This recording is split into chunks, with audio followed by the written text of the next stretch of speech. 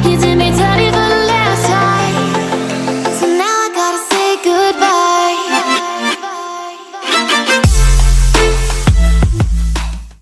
Nah, di film kali ini kita diperkenalkan dengan Susan yang memiliki kehidupan pribadi yang kurang sukses dibandingkan dengan profesinya. Ia baru saja mengakhiri hubungannya dengan pacarnya. Susan dan saudara perempuannya melempar batu untuk menghilangkan kemarahan dan kesedihan. Setelah itu, Susan memutuskan untuk kembali bekerja dan melupakan apa yang telah terjadi. Sementara itu, Michael, seorang koki berbakat di restoran sibuk, memiliki gaya hidup yang kurang teratur. Setelah tidur dengan wanita asing, Michael biasanya meminta mereka pergi sehingga ia bisa tidur dengan sendirian. Keesokan harinya, Susan tiba di tempat kerja. Rekan kerjanya, Stephen, meminta Susan untuk bergabung dalam penyelidikan terhadap seorang pasien rumah sakit yang baru saja keluar. Menurut istrinya, pasien tersebut sangat emosional dan tiba-tiba menangis. Kemudian ia mengatakan bahwa ia merasa hidup tidak berarti lagi, dan tiba-tiba ia tidak bisa mencium bau lagi. Saat bekerja dengan pasien tersebut, Susan menemukan bahwa kasus ini tidak ada hubungannya dengan pekerjaannya. Namun Stephen memberitahu lebih banyak kasus serupa dilaporkan di seluruh Eropa dalam waktu 24 jam. Semua kasus tersebut tidak ada infeksi atau hubungannya satu sama lain. Oleh karena itu, Stephen dan Susan setuju bahwa kehilangan penciuman dapat hilang, sehingga tidak perlu panik atau melaporkannya kepada masyarakat umum.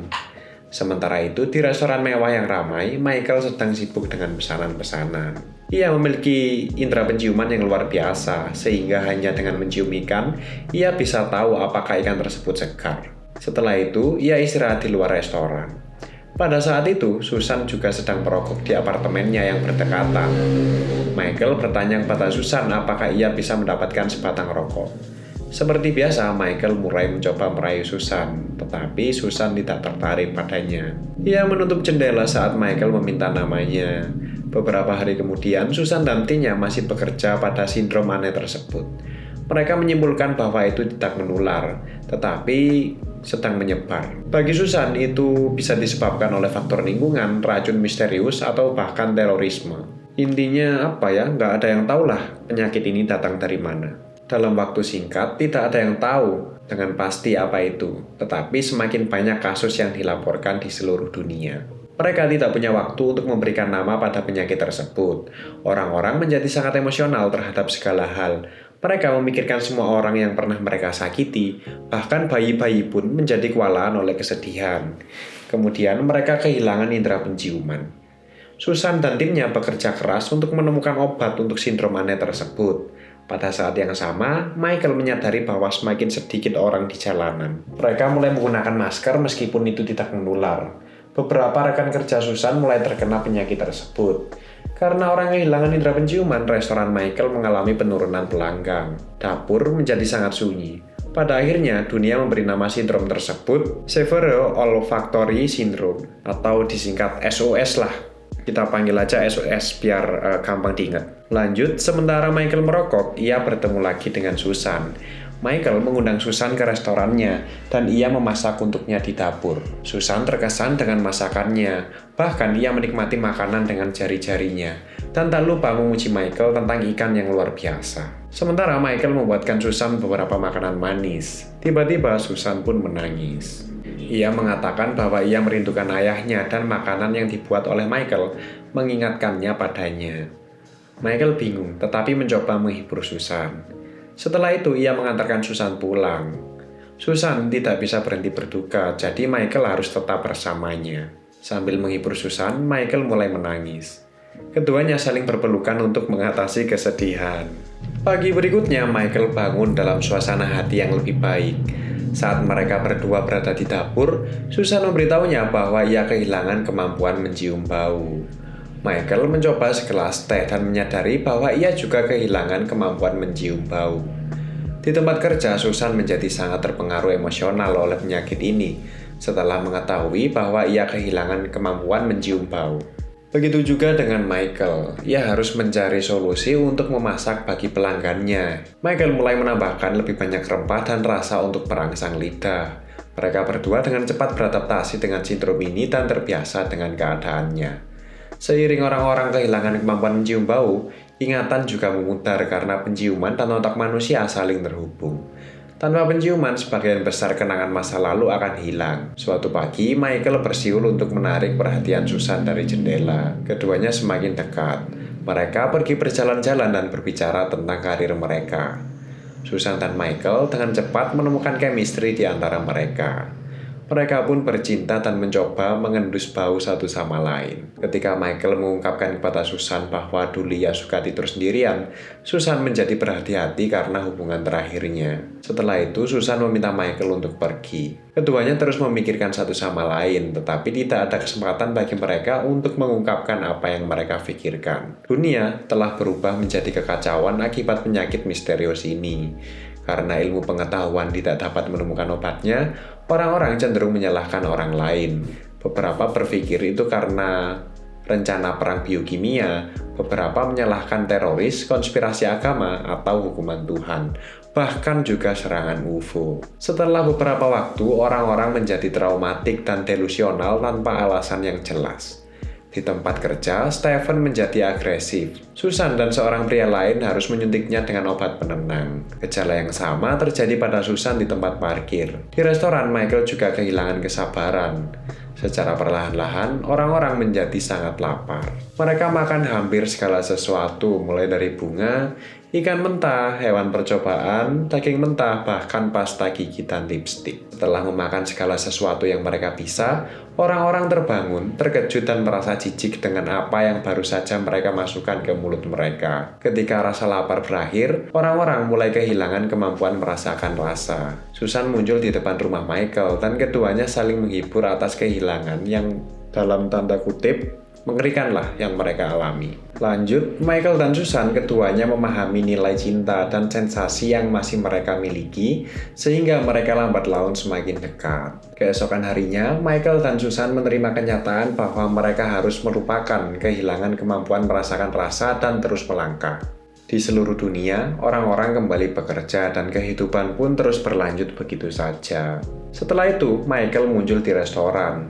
Dia bekerja keras untuk menciptakan resep dan menu baru yang sesuai dengan sindrom kehilangan kemampuan merasakan rasa. Michael memanfaatkan indera-indera peraba dan pendengaran dalam memasak.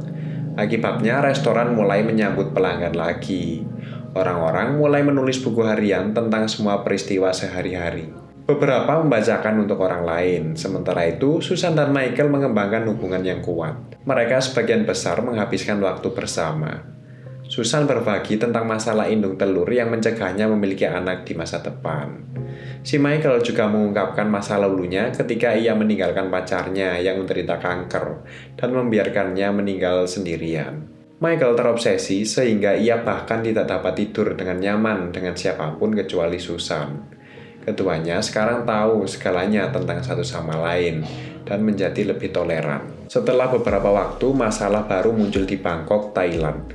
Orang-orang menjadi marah dan sulit dikendalikan tanpa alasan yang jelas. Masalah ini juga menyebar ke seluruh dunia dengan cepat, menjadikan dunia menjadi tempat yang kacau. Setelah itu, orang-orang kehilangan kemampuan pendengaran mereka. Kemarahan dan kekerasan membawa dunia dalam bahaya. Nah, sindrom baru ini disebut dengan sindrom kehilangan pendengaran parah atau singkatnya SAL. Saat dunia semakin prihatin dengan sindrom baru ini, mereka melakukan karantina di mana-mana. Restoran tempat Michael bekerja diisolasi dan diharuskan menjadi pasokan makanan untuk seluruh gedung selama masa penutupan. Susan harus pindah ke rumah Michael karena apartemennya berada di zona karantina. Tiba-tiba Michael menjadi marah dan mulai memarahi Susan.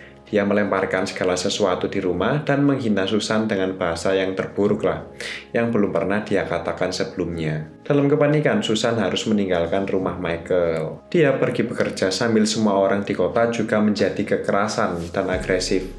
Sementara itu, setelah trauma, Michael mengalami kehilangan pendengaran. CDC juga datang ke rumahnya karena mereka akan mengisolasi mereka yang menderita tuli spontan. Setelah itu, Susan menerima telepon dari Michael. Namun, Susan tidak ingin berbicara dengannya dan menjadi sangat marah. Semua orang benar-benar dalam keadaan terkejut dan putus asa. Susan juga mengalami kehilangan pendengaran setelah kemarahan. Seiring berjalannya waktu, orang-orang belajar bagaimana berkomunikasi dengan bahasa isyarat dan gerakan. Beberapa menulis satu sama lain, Beberapa orang menjadi jahat seperti menjadi perampok dan merundung seseorang yang lain yang terjadi secara teratur di jalan-jalan. Beberapa tetap diam menunggu akhir dunia. Nah, orang lain memilih untuk mengatasi penyakit ini untuk melanjutkan hidup. Michael dan stafnya membuka restoran lagi dan menjalankan bisnisnya. Dia memasak makanan yang lebih menarik dan berwarna-warni untuk menarik lebih banyak pelanggan. Sementara itu, Susan memutuskan untuk melupakan Michael dan kembali ke profesinya. Orang-orang secara bertahap menyadari bahwa mereka harus belajar menghadapi masa-masa terburuk. Mereka berlatih berjalan dengan mata tertutup, beberapa membaca lebih banyak buku, dan mencoba menghafal hal-hal baik. Michael masih mencintai Susan saat dia lewat di depan apartemennya setiap hari, berharap bahwa dia bisa bertemu dengan Susan lagi untuk berminta maaf. Setelah itu, dunia menghadapi penurunan suhu yang tiba-tiba.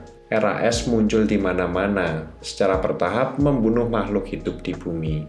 Pada suatu pagi, Michael terbangun merasa penuh cinta dan kebahagiaan. Semua orang mulai peduli dan saling mencintai.